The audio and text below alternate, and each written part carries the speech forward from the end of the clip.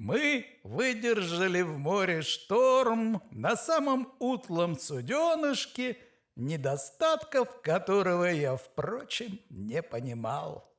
Став на якорь в какие-нибудь полчаса, матросы все привели в порядок, и мы тоже все сами себя упорядочили, пообедали, чем Бог послал, и находились в несколько праздничном настроении. Нас было немного: командир судна, 2 флотских офицера, штурман, да я и старый моряк Порфирий Никитич, с которым мы были взяты на это судно просто ради компании, по знакомству, проветриться. На радостях, что беда сошла с рук, все мы были словоохотливы, разболтались, а темой для разговора служила, конечно, только что прошедшая непогода. По поводу ее припоминали разные более серьезные случаи из морской жизни и незаметно заговорили о том, какое значение имеет море на образование характера человека, вращающегося в его стихии. Разумеется, среди моряков море нашло себе довольно горячих апологетов.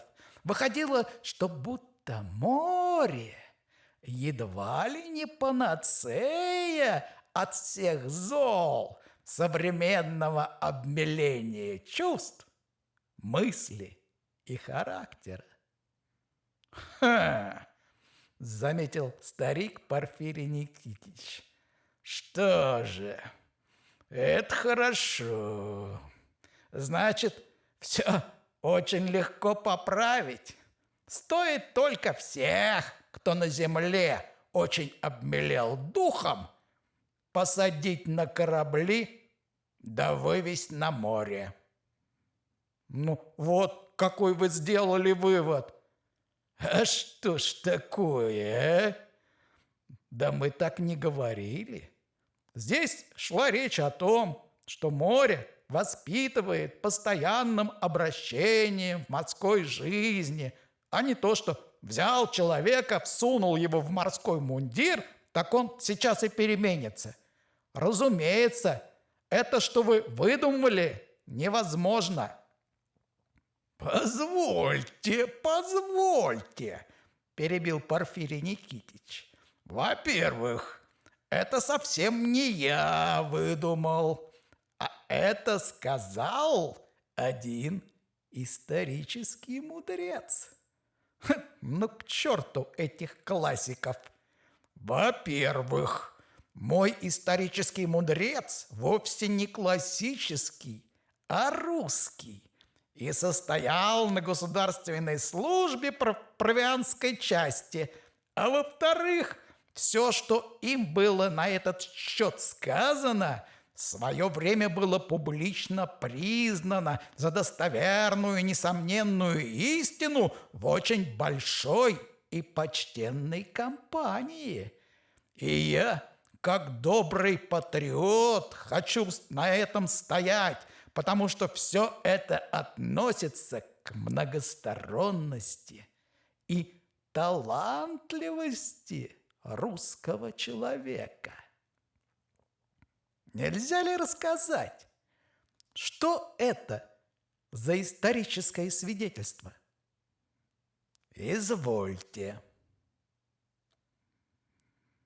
Прибыв вскоре после Крымской войны в Петербург, я раз очутился у Степана Александровича Хрулева, где встретил очень большое и пестрое собрание.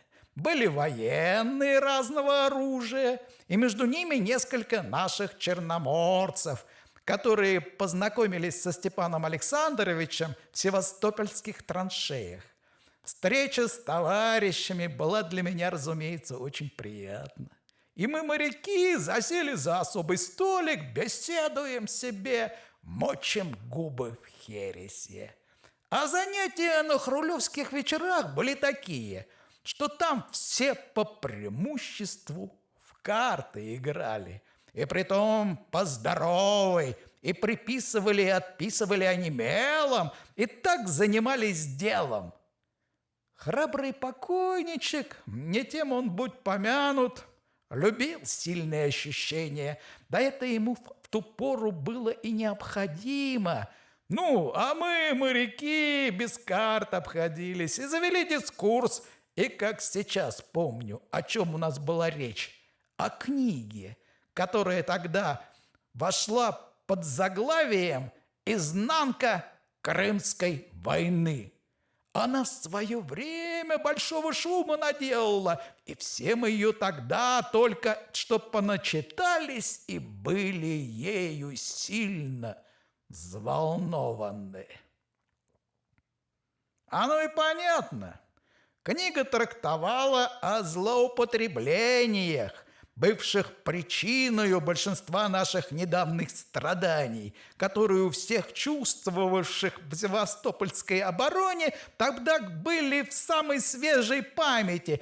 Все шевелило самые живые раны. Главным образом книга обличала воровство и казнократство тех комиссариатчиков и провианщиков, благодаря которым нам не раз доводилось голодать и холодать, и сохнуть, и мокнуть.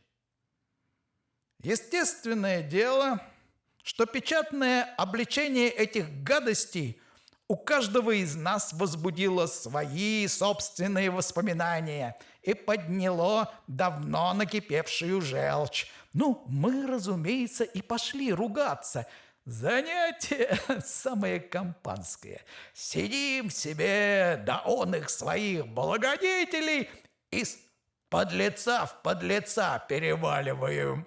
А тут мой сосед, тоже наш черноморский капитан Евграф Иванович, необыкновенно такой деликатный был человек, самого еще доброго морского закала, львенок нахимовский, а доброты преестественной и немножко заика. Ловит меня под столом рукою за колено и весь ежится. Что такое, думаю? Чего ему хочется? Извините, говорю, мой добрейший, если вам что-нибудь нужно по секрету, кликните слугу. Я здесь тоже гость и всех выходов не знаю. А он заикнулся и опять за свое. А я ведь по глупости своей пылок. Где не надо, да так разгорячен был всеми этими воспоминаниями. И при том же я еще чертовски щекотлив. А Евграф Иванович меня это как-то не смело, щекотно пальцами за колено забирает. Совершенно будто теленок мягкими губами жеваться хочет. Да перестаньте же, говорю, Евграф Иванович, что вы еще выдумали? Я ведь не дама, чтобы меня под столом за колено хватать. Можете мне ваши чувства при всех открыть? А Евграф Иванович, милота бесценная, еще больше сконфузился и шепчет: «Бестыдник,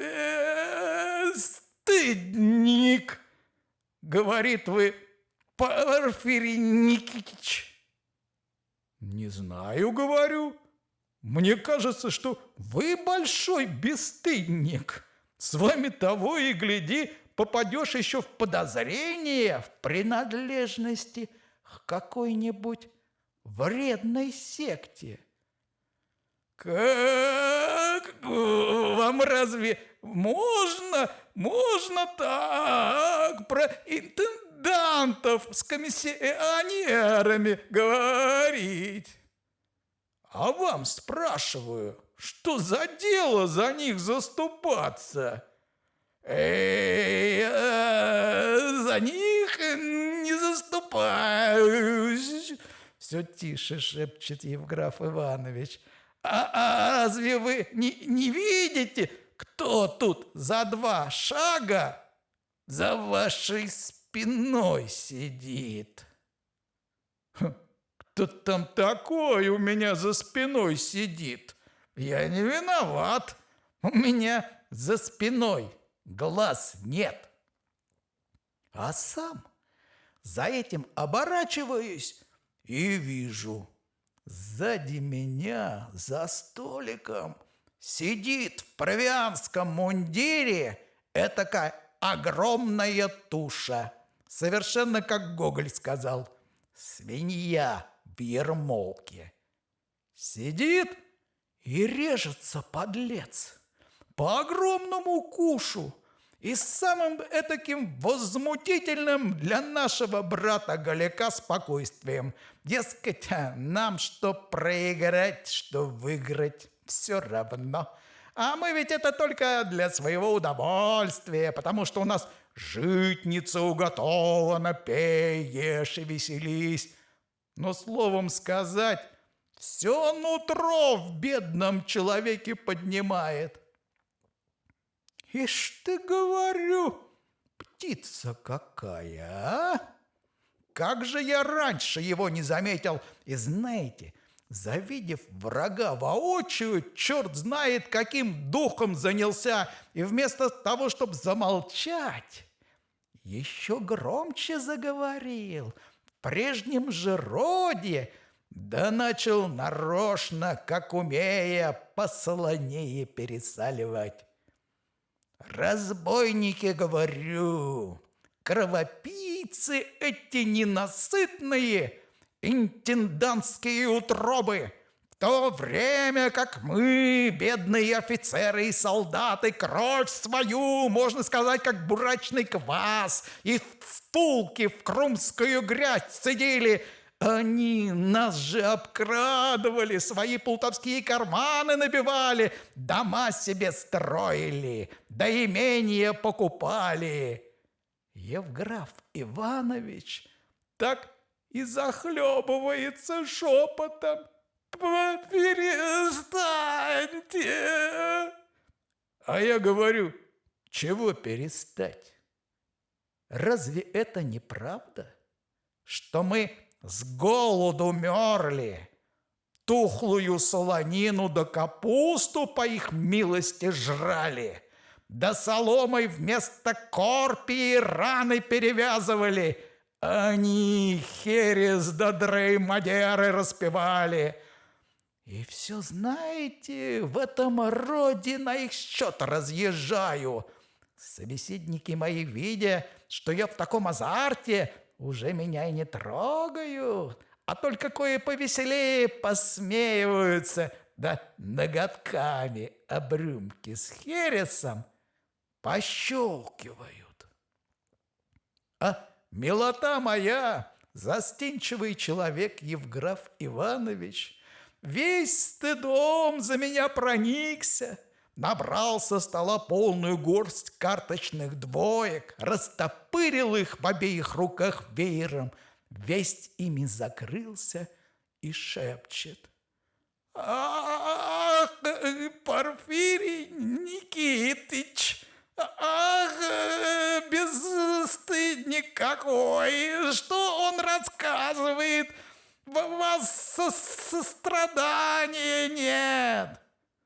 Меня эта краснодевственность все еще больше взорвала. Вот так думаю.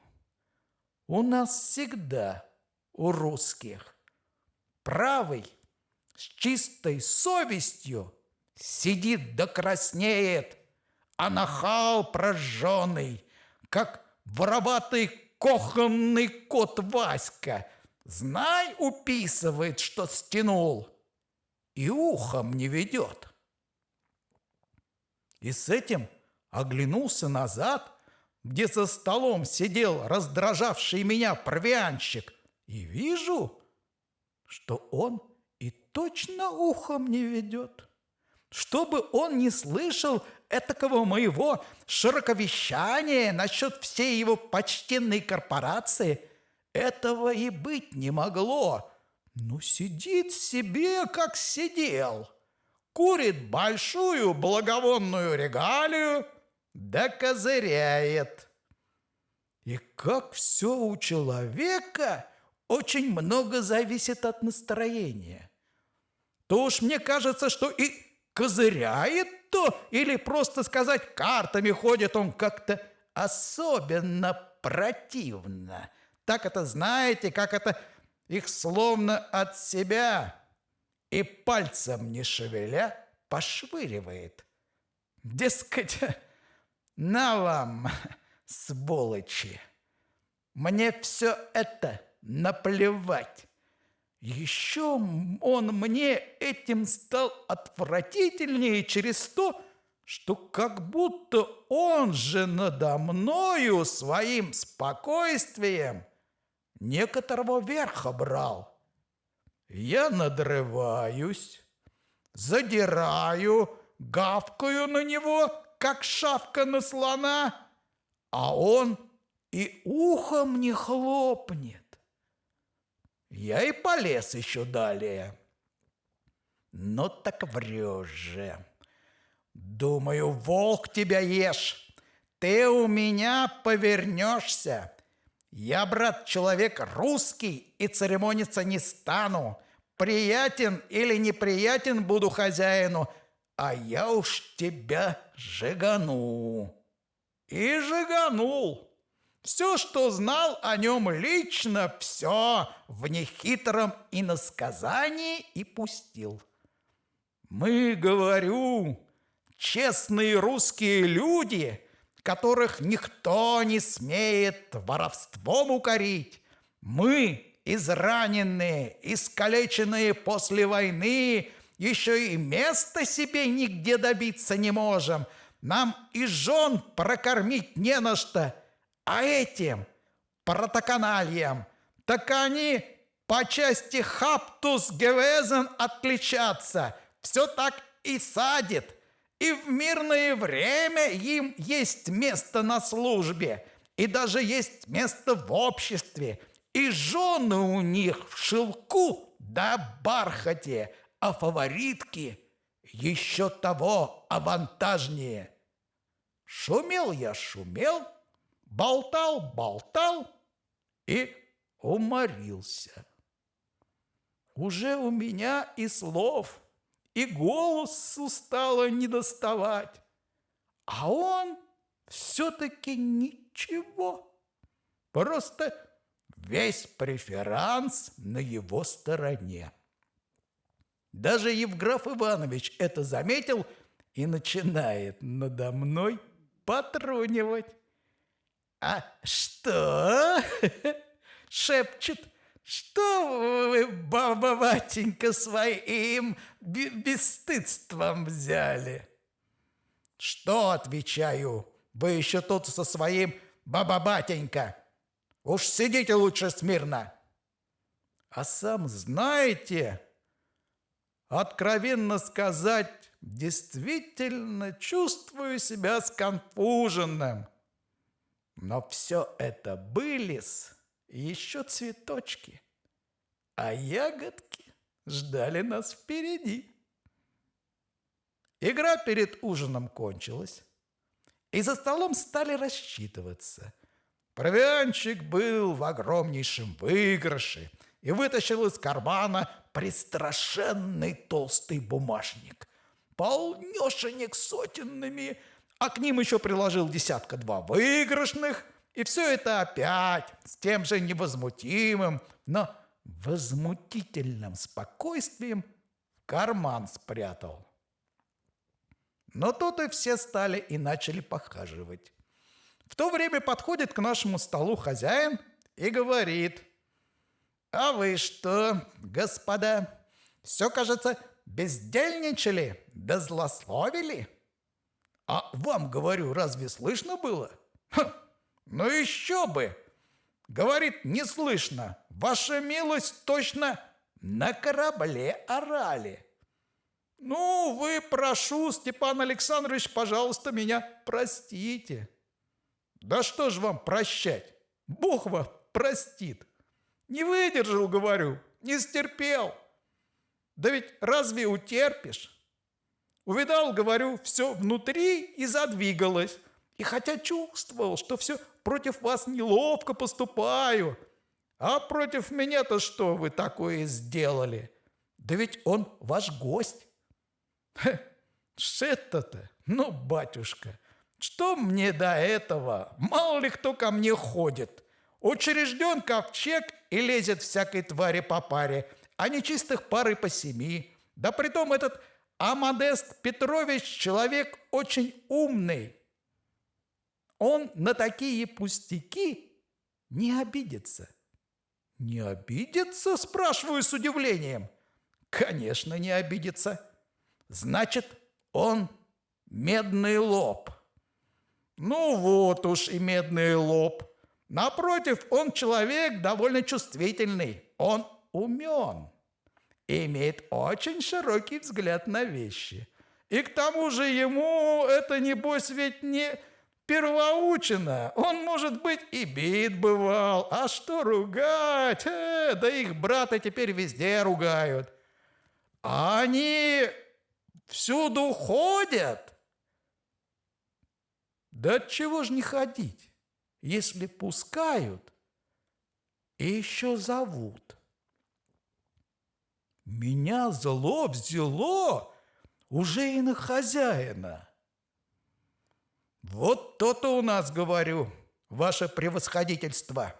И худо, что у нас дрянных людей везде ругают и всюду принимают. Это еще Грибоедов заметил. Да и до сих пор про это все так продолжается. Да и вперед продолжаться будет, потому что иначе и не может быть. Полноте, говорю я с неподдельной грустью. Отчего же это, например, в Англии, которую все мы тогда бредили под влиянием катковского русского вестника? Но чуть я только упомянул об Англии, Степан Александрович окинул меня своим тяжелым взглядом и перебил. Что это вы катковского туману нам напустить хотите? Англия нам не пример. Отчего разве? Там ангелы живут, а не люди. Люди-то тоже люди. Да у них другие порядки. Я говорю, политики не касаюсь. И я ее не касаюсь. Мы ведь, слава богу, русские дворяне, а не английские лорды, чтобы нам обременять свои благородные головы политикою. А что в Англии может быть честных или, по крайней мере, порядочных людей побольше, чем у нас, так это ваша правда. Тут и удивляться нечего. Там честным человеком быть выгодно, а подлецом невыгодно. Но вот они там при таких порядках и развелись. Там ведь еще малое дитя воспитывают, говорят ему «будь джентльмен», и толкуют ему, что это такое значит. А у нас твердят: от трудов праведных не наживешь палат каменных. Ну, дитя смышлено, оно и смекает, что ему делать. Вот оно так и идет. Надо все это представлять себе благоразумно с точки зрения выгоды, а не по-вашему, как у вас там на море все идеальничают. Зато вы никуда и не годны. Это, говорю, почему мы никуда не годны? Да так и не годны, не к масти, да и баста. Поди-ка я сунься куда-нибудь, например, вас на службу теперь порекомендовать с такой речью, что вот, мол, черноморский офицер и честнейший человек, ни сам не сворует, ни другому не даст своровать, а за правду шум и крик поднимет. Я и вас не определю, да и себя скомпрометирую, меня за вас дураком назовут. Скажут: хорош, ваш молодец. Да нам такого не надобе. Нам похуже надобе. Я из-за вас никуда просить и не пойду, а вон за него-то, за этого барина, хозяин кивнул настоящего у закуски провианщика, за него я куда вам угодно полезу, потому что при наших порядках эти люди ходкие, и всякий за них может быть уверен в успехе. Это что же, разве, говорю я, так и должно быть? А разумеется, так должно быть, потому что он человек очень ловкий, на все податливый, а это всякому интересно. И всякий смекает, на что он ему может пригодиться. А вы на что кому нужны? Вы с правдою-то со своею со всеми перессоритесь, а потом вашего брата только и остается, что с берега опять за хвост назад, на корабль перекинуть, чтобы вы там на суше не пылились. Заметьте это себе, господа, подчеркнул Порфирий Никитич. Ведь это я вам не вру, не сочинение для забавы вашей сочиняю, а передаю вам слова человека исторического, которые непременно должны иметь свое историческое значение, хотя если не в учебной истории, то, по крайней мере, в устных преданиях нашей морской семьи.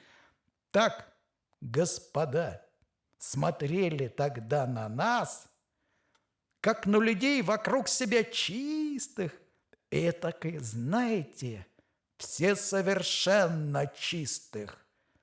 Да на все это в скобках. А я обращаюсь опять к своей истории на закуске у Хрулева. Так-то благодетель мой, похлопотав меня по плечу, дружески заключил Степан Александрович: век идеалов прошел. Нынче даже кто совсем по латыни не знает, и тот говорит: каждому свое. Пойдемте-ка лучше закусывать, а то вот на этот счет анимпадист Петрович уж настоящая свинья. Он, пожалуй, один всю семгу слопает, а семушка-то хорошая. Я сам ее у Смурова на морской с пробы взял. Кстати, я вас с ним тут у закуски и познакомлю. С кем это? С анимпадистом Петровичем. Нет, покорно вас благодарю-с. Что же, неужели не желаете? Отнюдь не желаю. Жаль. Большого ума человек, почти, можно сказать, государственного. И в то же время, знаете, чисто русский человек, далеко вглубь видит и далеко пойдет. Ну, бог с ним. Да, разумеется, а только человек приятный и поучительный. Еще чего, думаю, в нем отыскал. Даже и поучительности. Фу! Мы подошли к закусочному столу и вмешались в толпу, в которой ораторствовал очень мучительный анимпадист Петрович. Он занимал центр. Я стал прислушиваться. Что такое вещает этот учитель? Он, однако, сначала все говорил просто насчет семги. Но действительно, говорил очень основательно и с большим знанием предмета. Мне все это казалось свойством, которое каждому порядочному человеку может внушить омерзение. Он и сосал, и чмокал, и языком по небу сластил, и губами причавкивал. И все это, чтобы тоньше разведать и вернее оценить эту семгу. Смакует ее, а сквозь зубы сам, как гоголевский петух, рассказывает. Да, не дурно. Очень недурно. Можно сказать, да, сказать хорошо. Кто-то замечает, даже очень хороша. Да, пожалуй, ничего, мягкотело. Просто что твое масло. Да, маслянисто.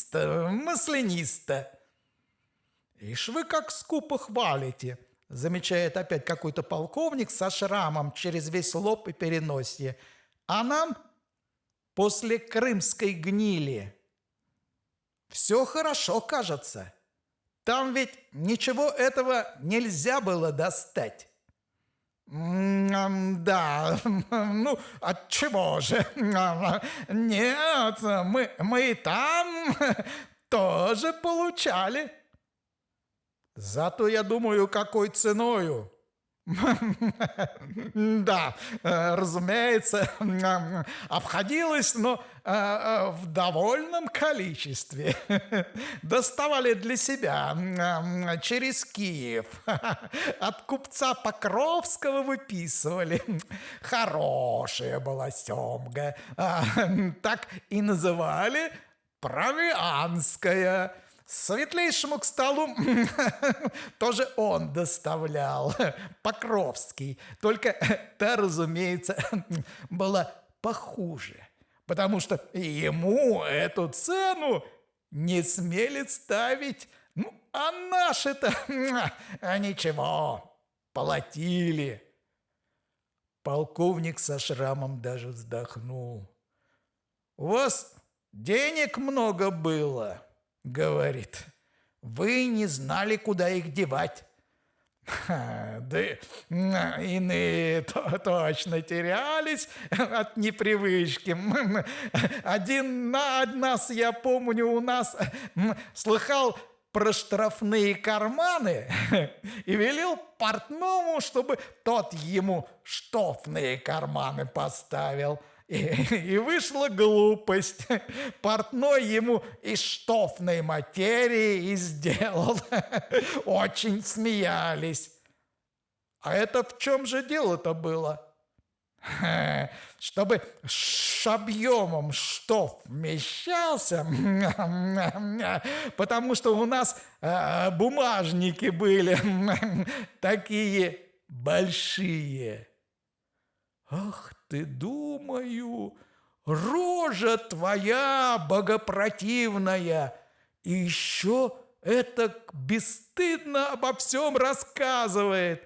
А он продолжает про какого-то ихнего же провианщика или комиссарщика, который в эту ужасную пору среди всеобщих страданий и военной нужды еще хуже потерялся. Вдруг, говорит, совсем со вкуса сбился, черт знает, что лопать начал. Ах, думаю, отлично. Всем бы вам там сбиться и черт знает, что лопать. Но это черт знает что вышло совсем неожиданное. Всегда, говорит, квас, говорит, а любил и один квас и употреблял.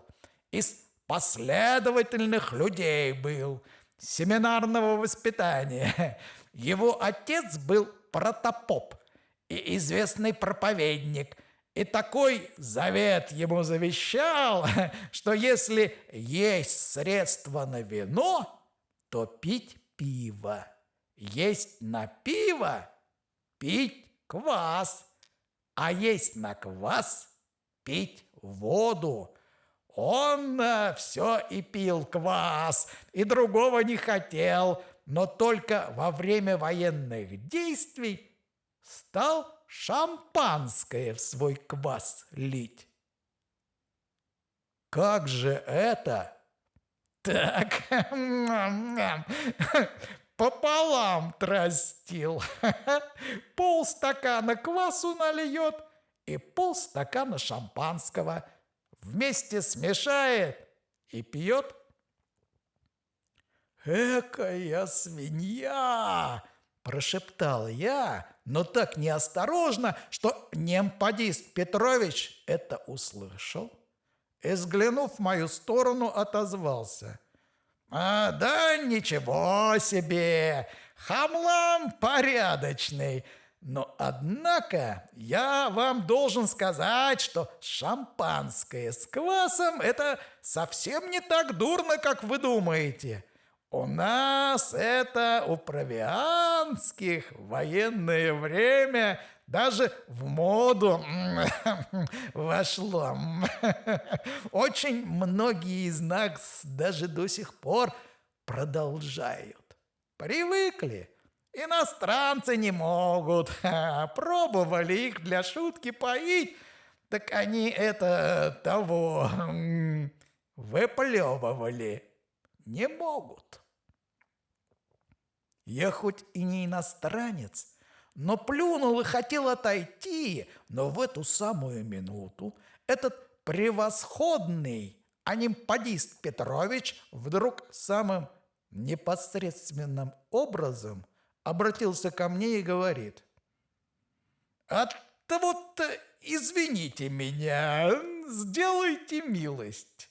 Я вам тоже, если позволите, хотел сделать маленькое возражение насчет русской природы. Не знаю уж право с чего, но я вместо того, чтобы оторвать ему какую-нибудь грубость, ответил: сделайте милость, скажите. Я, говорит, вкратце, всего только 2 слова скажу. Вы о русских очень неправо и обидно судите. Я так и подскочил на месте. Как я обидно сужу? Да, я вот в карты играл, а урывками долго слушал, о чем вы изволите рассуждать с товарищами. И мне за всех моих соотечественников очень стало обидно. Поверьте, напрасно вы так русских унижаете. Кто? Я, говорю, унижаю? Разумеется, унижаете. Как же вы, я долго слушал, изволите делить русских людей на 2 половины. Одни будто все честные люди и герои, а другие все воры и мошенники. Так вот что, говорю, вам обидно. Нет, мне за самого себя ровно ничего не обидно, потому что у меня есть свое отцовское, дворянское наставление, чтобы ничего неприятного никогда на свой счет не принимать. А мне за других, за всех русских людей эта несправедливость обидна. Наши русские люди, мне кажется, все без исключения ко всем добродетелям способны. Вы изволите говорить, что когда вы, то есть вообще строевые воины, свою кровь в крымскую грязь проливали, так мы, провианщики, в это время крали да грабили. Это справедливо? Да, отвечаю я с задором, я утверждаю, что это справедливо, и теперь, когда вы об этом подлом квасе с шампанским рассказали, так это еще более убеждаюсь, как я прав был в том, что сказал. Ну, мы про квас с шампанским оставим. Это дело вкуса, как кому нравится.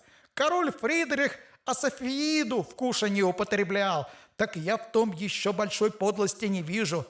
А вот насчет вашего раздела наших русских людей на две такие несходности я не согласен. По-моему, знаете, так целую половину нации обижать не следует. Все мы от одного ребра и одним миром мазаны. Ну, это я говорю, вы извините, мы хоть все и одним миром мазаны, да не все воры. Он будто бы немножко не расслышал и переспрашивает, что такое?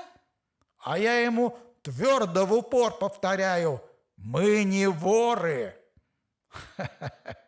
Я это знаю-с. Где же вам воровать? Вам и научиться красть-то до сих пор невозможно.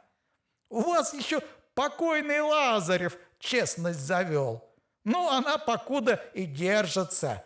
А что впереди, про то Бог весть. Нет, это всегда так будет. Почему? Потому что у нас служат честные люди. Честные люди. Но я это и не оспариваю. Очень честные. Только нельзя же так утверждать, будто одни ваши честны, а другие бесчестны. Пустяки.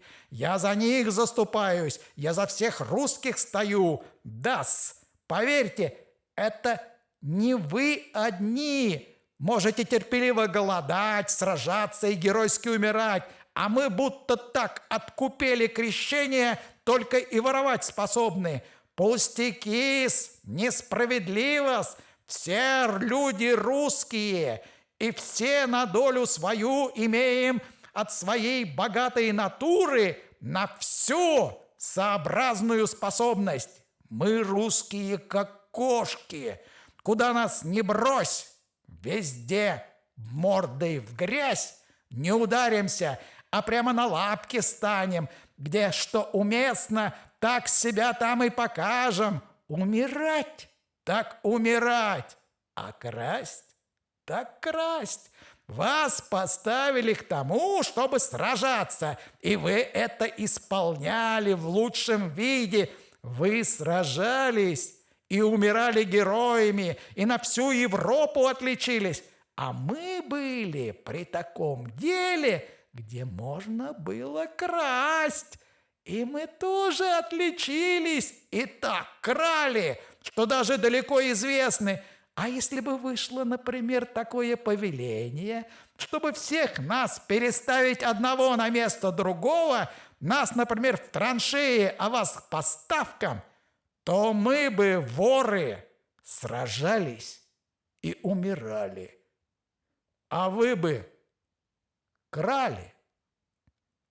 Так и выпалил.